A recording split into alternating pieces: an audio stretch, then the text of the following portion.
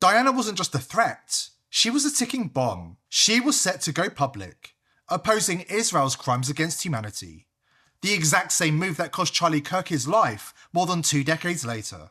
But she dug deeper. Documents confirm she amassed proof of global elite child exploitation rings, with smoking gun intelligence on the British royals' involvement. She had the dirt on their bloodline horrors, predators shielded by crowns, titles, and Mossad operations.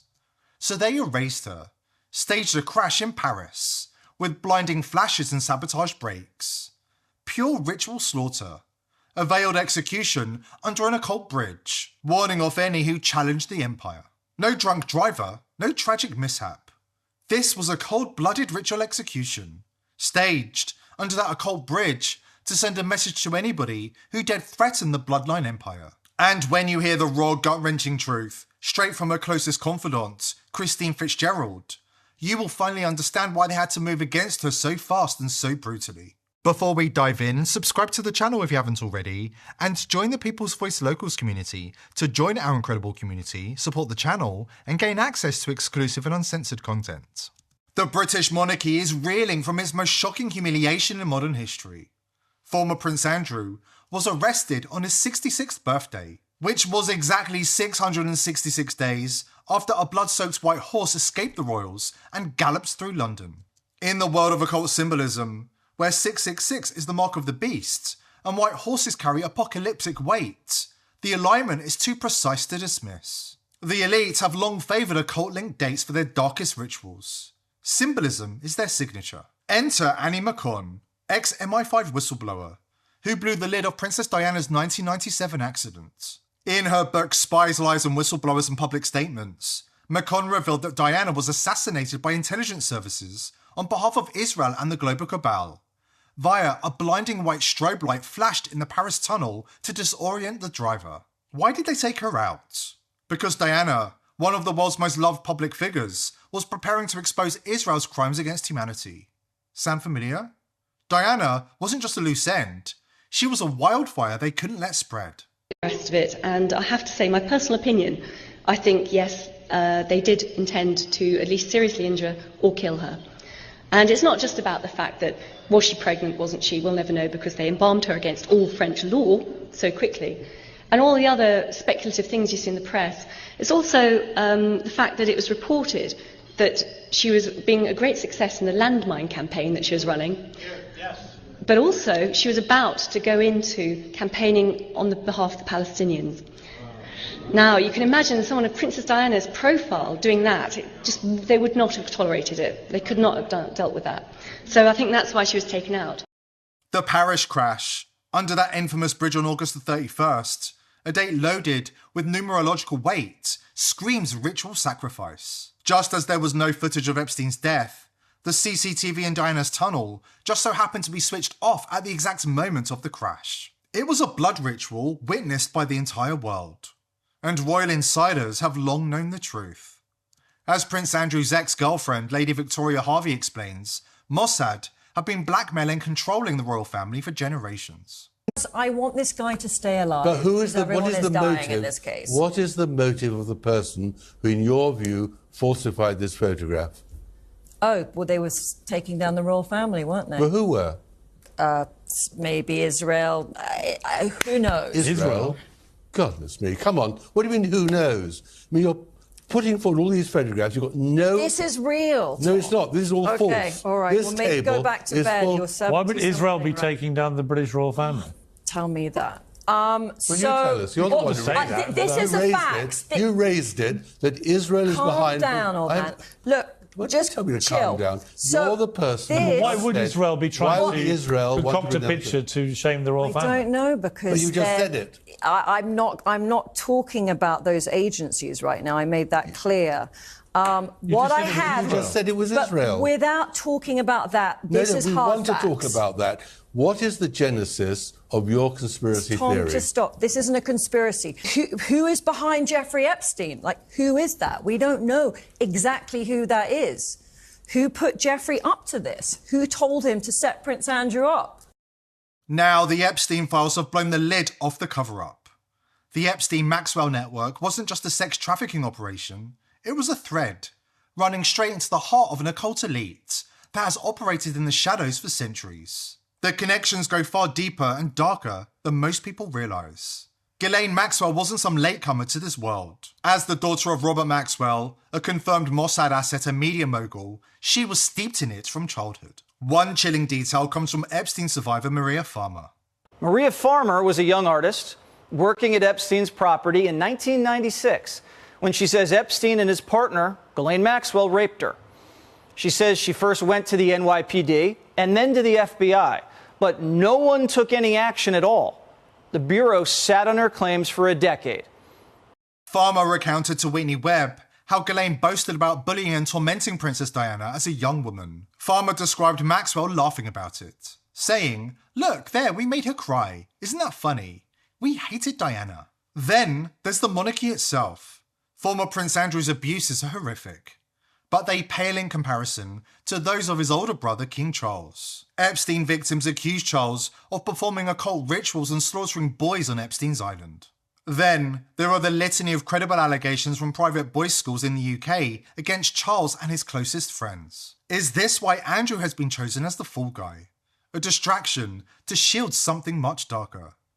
According to Princess Diana's best friend, Christine Fitzgerald, that's exactly what's happening. We're hearing from her soon. She says Diana was shocked and appalled by the paedophilia within the royal family, and Andrew was far from the worst offender. Consider Jimmy Savile, the BBC star, knighted sir, an intimate friend of the royal family. Princess Diana was repulsed by him, and couldn't understand why he had free run of the royal estates, and was close enough to Prince Charles to serve as an unofficial advisor. He even wrote a PR etiquette guide for the royals with advice for the Queen herself. Let that sink in. A predator who boasted about necrophilic acts in hospital mortuaries, and whose rings were set with ice stolen from children, instructing the royals on etiquette. Savile liked victims of any age, gender, dead or alive, his own words, per multiple accounts. And he was Charles's best friend for decades. Here's where it gets really dark. Queen Elizabeth wasn't only covering for the predators, she was involved in the ritual slaughter. During a 1964 visit to Canada's Kamloops residential school area, Queen Elizabeth and Prince Philip were linked to the disappearance of Indigenous children. 10 kids vanished after a picnic with the royals, and were never seen again. During the alleged visit, the Queen and Prince Philip took a group of Indigenous children aged 6 to 14 on a picnic excursion where 10 of the children never returned. Coombs was scheduled to appear as the star witness at the International Tribunal into Crimes of Church and State in London, where Queen Elizabeth and Pope Benedict XVI were served summons on charges of complicity in child trafficking, genocide and crimes against humanity, but never made it due to dying shortly before he was to appear in 2011. Coombs died to unknown causes and no autopsy report was ever revealed to the public. A verdict was issued in February 2013 by the ICLCJ, finding the Queen and Prince Philip guilty of involvement in the disappearance of 10 Indigenous children from the Kamloops Indian Residential School in British Columbia in 1964. In 2021, a GPR survey conducted at the Kamloops school site identified the remains of 215 children under the ground, which led many people to believe the royals were involved in some way. More disturbing echoes appear in other revelations. Former British Prime Minister Edward Heath is documented taking young boys from orphanages on boat trips, only to return without the children. This isn't about isolated perverts, it's a system, protected, intergenerational, and infused with occult elements, where the powerful indulge without consequence, cover for each other, and throw lesser figures like Andrew to the wolves when the heat gets too intense. Christine Fitzgerald says the real question isn't whether these ties exist, it's how deep they go, and who else is still protected. Once you start pulling this thread, the whole tapestry begins to unravel. Diana's best friend blows the whistle after this important word from our sponsor. I was doing some research online the other day and stumbled on a video from Chuck Norris. Yeah, the Chuck Norris. The guy is 85, but says he feels 50 and still kicking ass. I was skeptical at first, but once I watched the video, I realised the secrets he's spilling are ridiculously simple and completely hidden from the public. It shocked me. He's dodging 3 toxic foods the system shoves down our throats. Stuff that wrecks our bodies as we age. Big Pharma really doesn't want you to hear about this. I tried it myself, and I'm feeling sharp already. Chuck Norris is giving the information away for free in a no bullshit video. Visit chuckdefense.com/TPV, links below. That's chuckdefense.com/TPV. Watch it now, or stay suckered by their lies. King Charles isn't William's father, according to Christine Fitzgerald. The healer Diana trusted with secrets she couldn't tell another soul in the years before her tragic death. William's biological father is Lord Jacob Rothschild, who forced himself on Diana during a prearranged assault that the royal family were complicit in organising. The Rothschilds haven't just influenced the British royal family, they've held dominion over it for generations, pulling financial strings that make crowns bow. But bloodline supremacy seals the deal. In the elite's twisted game, it's never just about money, it's lineage. They all knew. Every single one of us who loved her knew she was marked with death. Weeks before the tunnel, she grabbed my hand so hard, her nails drew blood, and she whispered, "Christine, they're coming for me.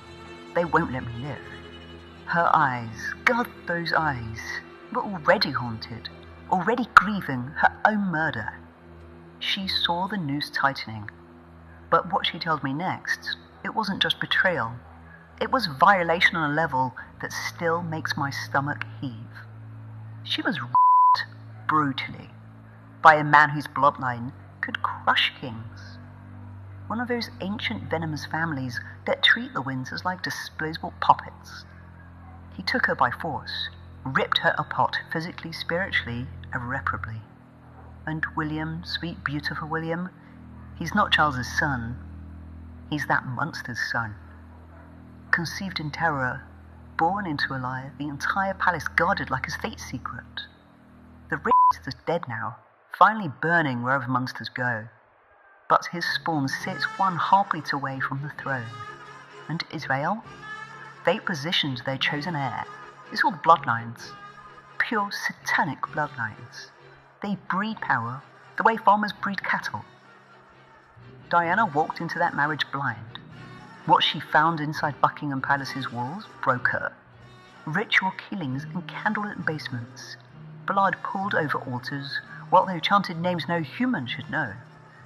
Child sacrifice. Tiny bodies vanishing into the estates. Screams swallowed by stone. The deeper she looked, the blacker it got. Charles knew. The Queen knew. She vomited for hours after witnessing her first ceremony. The media said she was bulimic. Not true. For years she couldn't eat, couldn't sleep, couldn't unsee the faces of the lost children staring back from the dark. She tried to stay silent, for the boys, for survival. But the horror kept growing, metastasizing. Finally, she couldn't choke it down anymore. She started collecting proof. Names, dates, photographs, eyewitness accounts. She was going to burn it all down. Expose the royal paedophile cult, the occult machinery, the foreign intelligence tentacles wrapped around it. That's when the machine activated. MI6, Mossad. They didn't just plan a crash. They staged a ritual execution under the Pont de l'Ama, the bridge of the goddess of all places. Blinding lights, tampered brakes, a white Fiat that vanished like smoke. Cold ceremonial murder. They murdered her because she was going to save the children, because she was going to name names, because her light threatened to incinerate their entire shadow empire. The good ones always die young. The purest hearts get ripped out first. The world is colder, darker, emptier without her. I feel her absence every single day, like a hole punched through my chest that never heals. But her truth, it screams through me now. It will scream through anybody who has the courage to listen. They took her body. They'll never take her voice. It's time to dismantle a 9,000-year-old paedophile ring, a cabal that slithered through history, hiding in plain sight from ancient rituals to modern thrones. They've been mocking their victims for centuries. And now, Hollywood and the media are their weapons. Films, shows and news laced with symbolism that degrades survivors, normalises the horror, and gaslights the world into disbelief. It's all part of the ritual, exposing the horror while daring us to believe it. Let's put this into perspective. Jeffrey Epstein's youngest victim still had his umbilical cord attached. Regardless of your political opinions, we now have enough evidence to prove without doubt that the left and right are ruled by the same psychopathic predators. They feed on fetuses, steal babies, deceive children, and legally kidnap orphans, exploiting them all to their disgusting liking. We're definitely not angry enough.